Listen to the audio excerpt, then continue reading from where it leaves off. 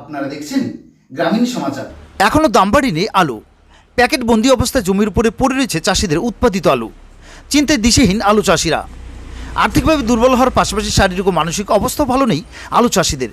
সেরকমটাই জানালেন সদর ব্লকের বোয়ালমারী নন্দনপুর অঞ্চলের রায়পাড়া বুথের চাষি গোবিন্দ সরকার। তিনি বলেন, এখনও দাম বাড়েনি আলুর। বস্তাবন্দি অবস্থায় জমিতেই পড়ে রয়েছে চাষিদের উৎপাদিত আলু। এবার আলু চাষ করে লাভবান হতে পারলেন না আলু চাষিরা। তিনি আরও বলেন, একদিকে প্রাকৃতিক প্রতিকূলতায় নষ্ট হয়ে গেছে, অন্যদিকে বাজারে চাহিদা নেই আলু। আর যার কারণেই আমরা বর্তমানে চাষবাস করে অনেকটাই চিন্তাগ্রস্ত হয়ে পড়েছি। জমির মধ্যে বস্তা প্যাকেট অবস্থায় রয়েছে আলু। বর্তমানে আলুর একদমই দাম নেই। আপনি তো একজন চাষি, কি বলবেন?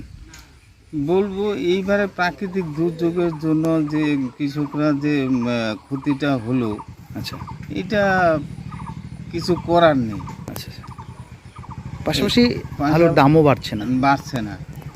এইবার আলুগুলো টিকবে কিনা হিমঘরে সেটা নিয়েও ব্যবসায়ীরা ধুঁধে আছে যে এই আলুটা হিমঘরে বৃষ্টির মধ্যে পড়ে গেছিল। পড়ে গেছিলো, সেটা টিকবে কিনা তা নিয়েই আরও। এই যে আলুগুলো জমিতে দেখা যাচ্ছে, এগুলো কি চাষিরা ন্যায্য মূল্য পাবেন? ন্যায্য মূল্য পাওয়ার সম্ভাবনা খুবই কম। যদি কোনো জায়গায় আলুর চাহিদা বাড়ে তাহলে হয়তো কোথাও। বাইরের রাজ্যগুলো কি আলু যাচ্ছে না এই মুহূর্তে? না, এখন এই ভোটের জন্য গাড়ি ঘোড়া বন্ধ ছিল বেশিরভাগই।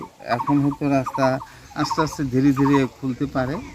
সেবার তো তাহলে চাষিরা, আপনারা যারা আলু চাষ করেছেন, চাষিরা তো আলু চাষ করে তো লস। হ্যাঁ, লস এবার চাষিরা মূলত লাভবান হতে পারলেন না। না, এবার লাভবান কেউ হতে পারে না।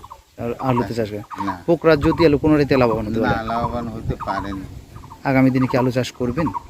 আলু চাষ হবেই না, চাষিদের কম বেশি হবে। হ্যাঁ, চাষ করতেই হবে। কি নাম আপনার? গোবিন্দ সরকার।